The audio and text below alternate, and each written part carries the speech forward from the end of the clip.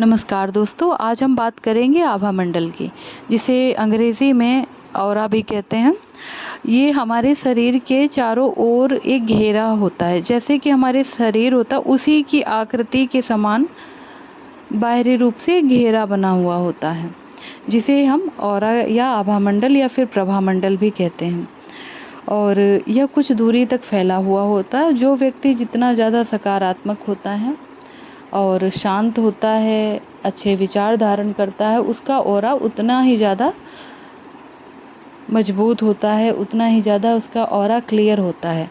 ऐसे व्यक्तियों के पास बैठने से, ऐसे व्यक्तियों के पास जाने से हमें मन को बहुत ही शांति और बहुत ही उत्साह मिलता है कि एक पॉजिटिव फीलिंग आती है। ऐसे व्यक्तियों से हमारा मनोबल भी तेज होता है उससे। तो यह एक सुरक्षा कवच की भांति होता है। ये हर मनुष्य का अपना एक ऑरा होता है, हर व्यक्ति का। और ये जो प्राण शक्ति है और ऊर्जा से यह भरा रहता है, जो हमारा ऑरा होता है। और अपना ऑरा कैसे मजबूत करना चाहिए? देखो, अपना ऑरा में दोस्तों प्राणायाम करके, अच्छे विचारों को धारण करके, मन को शांत रख के अपने ऑरा को हम मजबूत बना सकते हैं।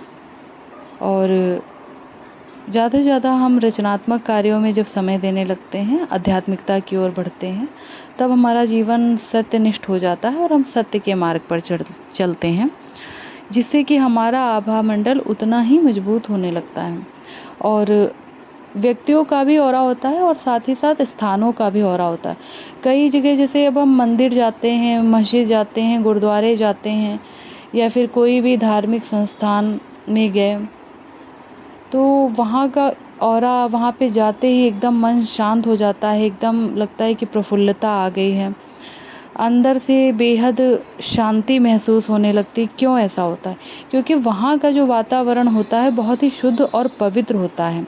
ऐसा क्यों होता है? क्योंकि शुद्ध वातावरण में ऐसी आत्माएं, ऐसी पवित्र आत्माएं हैं जो बेहद ही शांत और अच्छे संकल्प उठाती हैं, जिससे कि वहाँ का ऑरा मजबूत होता है और बाहरी चहल पहल से एकदम दूर ऐसे स्थानों पे जब मंदिर वगैरह होते हैं, तो वहाँ क्या होता है कि वहाँ पे अब मंदिर है या फिर गुरुद्वारे है, गिरजाघर हैं, यहाँ पर जाके कोई लड़ने तो लगता नहीं, ना ही आपस में कोई किसी के प्रति क्रोध करे। हाँ, अपने संस्कार हर व्यक्ति के होते हैं। कोई व्यक्ति गुस्सा ज़्यादा करता है, कोई के अंदर ईर्ष्या जलन भरी हुई होती है। हर मनुष्य के अंदर विकार होते हैं कुछ ना कुछ।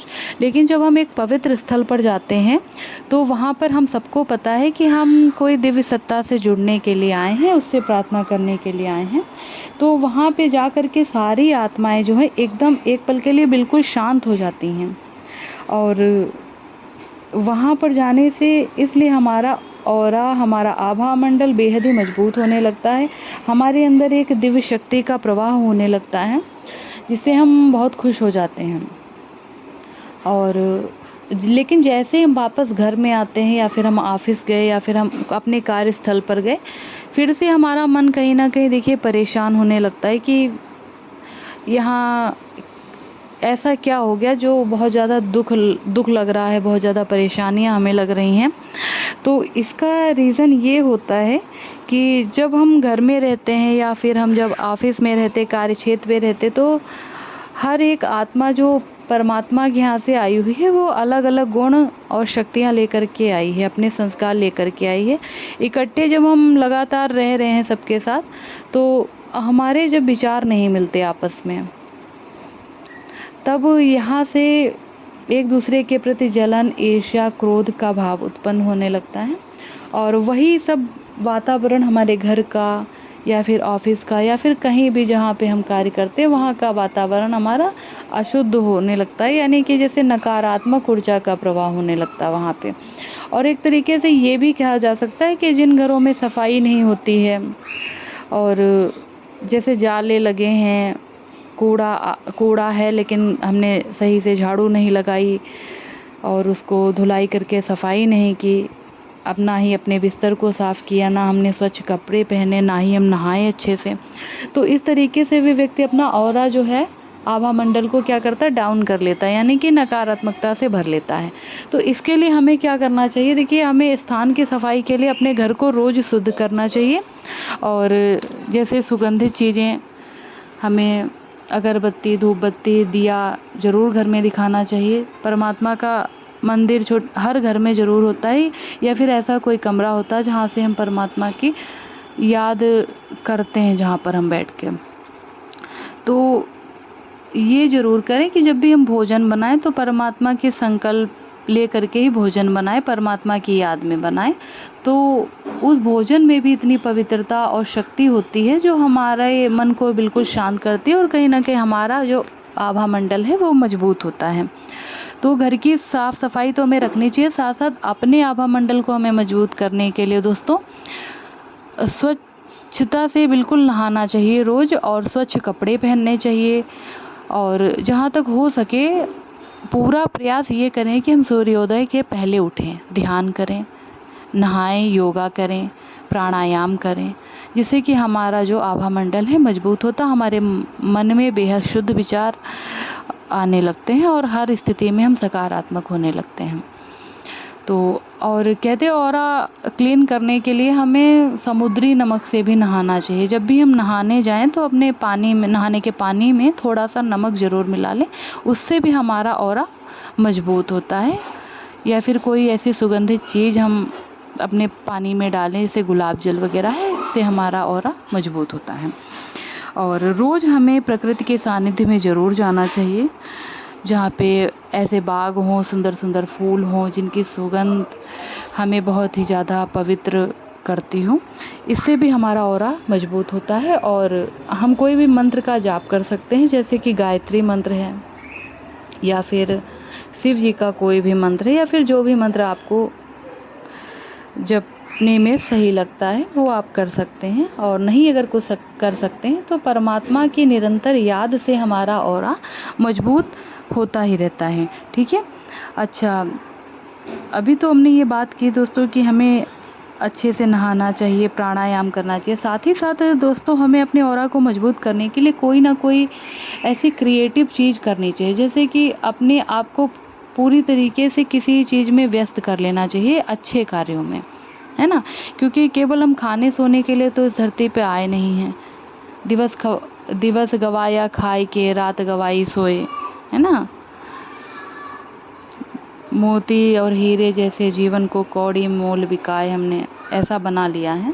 तो हमें पूरा प्रयास करना चाहिए, जैसे कि हम कोई भी पेंटिंग करें, जिसका मन जिस चीज़ में लगता है, या फिर हमारा मन डांस में लगता है तो हम डांस करें, या गायन में मन लगता है तो गायन करें, लेखन करें, डायरी लिखें, या फिर हम सेवा के कुछ ऐसे कार्य, क्योंकि जब हम निस्वार्थ भाव से सबकी सेवा करने लगते हैं तब भी हमारा मन कहीं ना कहीं उन दिव्य शक्तियों को, दिव्य गुणों को धारण करने लगता है, जिससे हमारा ऑरा मजबूत हो जाता है।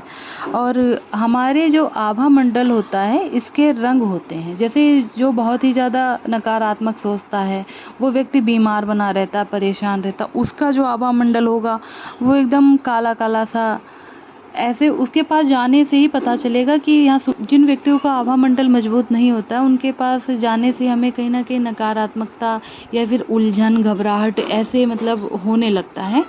तो कहीं ना कहीं समझ जाना चाहिए इसका आभा मंडल, सामने वाला का आभा मंडल सही नहीं है, मतलब कहीं ना कहीं वो एक डाउन स्थिति में है। तो और हम अपने आभा मंडल को चेक कैसे कर सकते हैं, हम अपनी नाक के सीध में देख करके सामने एकदम देखें, तो धीरे धीरे देखते रहेंगे तो वहाँ पे एक लाइट दिख, और ज़ोर ज़ोर से हम अपने मतलब जल्दी जल्दी से पलकें झपकाएंगे बिना रुके, और फिर आंखें अपनी बंद करेंगे। जो भी कलर हमें दिखाई पड़ेगा समझ लीजिए कि उसी तरीके का आपका आभा मंडल का घेरा है। और इसका एक तरीका और है कि अपने हथेलियों को हम कुछ देर तक देखते रहें, और एकदम हथेलियों के किनारे पे हमें हल्का कोई भी रंग दिखाई पड़ेगा, जैसे पीला है, सफ़ेद है, और जो भी रंग आपको दिखाई पड़ता है उस हिसाब से आपका ऑरा होता है। तो अब इन रंगों के बारे में हम अगली वीडियो में बात करेंगे दोस्तों, पर अभी हम केवल यहाँ पर छोटी सी ही बात करें अपने आभा मंडल की। तो तो हमें प्रयास करना चाहिए अपने आभा मंडल को बेहद ही हम मजबूत बनाएं और स्वच्छ वस्त्र धारण करें, परमात्मा के सानिध्य में रहें और प्रकृति के सानिध्य में रहें और ज़्यादा से ज़्यादा हम सेवा करें और स्वयं के प्रति भी अच्छे विचार धारण करें। जब हम अपने आभा मंडल को मजबूत कर लेते हैं, सच्चाई अच्छाई के रास्ते पे हम चलने लगते हैं, हमारे बातों में, हमारे विचारों में एक स्पष्टता आ जाती है और हम अपना जीवन योगियों की भांति जीते हैं और सफलता हर कदम पर फिर हमारा साथ देने लगती है। यानी कि वो दिव्य शक्तियाँ जो हैं वो हमारे लिए हर पल खड़ी ही रहती है, जैसा कि मैं हमेशा कहती हूँ। और ईश्वर पर भरोसा रखें, हम सब उसकी ही संतान हैं। आज हम नकारात्मकता में डूबे हुए हैं, लेकिन ऐसा नहीं है कि हर पल हम ऐसी ही परिस्थिति में रहेंगे। तो ये याद रखने वाली बात है कि समय सबका एक जैसा नहीं होता है। एक समय गुजरता है, फिर अगला समय आता है। अगर सुख है तो सुख के बाद दुख जरूर आएगा, दुख है फिर सुख आता है और परमात्मा उसी व्यक्ति को बहुत ज़्यादा कष्ट या परेशानी देता है जिसे वो जानता है कि यह बच्चा मेरा सहन कर सकता है, हर एक मुसीबत से निकल सकता है, ये कुछ लेसन्स अपने जीवन से सीख करके दूसरों को अपने अनुभवों से उसको समझा सकता है, अपने जीवन के उद्देश्यों के प्रति उसको जागृत कर सकता है। इसलिए घबराएं नहीं, परमात्मा को अपना साथी बनाएं और जब हम अच्छाई और सच्चाई की ओर बढ़ते हैं तो कहीं ना कहीं हमें अच्छे लोग भी जीवन में मिलने लगते हैं और हम अच्छा ही करते चले जाते हैं। और मेरे बताने में यदि कोई भी गलती रही हो दोस्तों तो मुझे माफ़ कीजिएगा। धन्यवाद।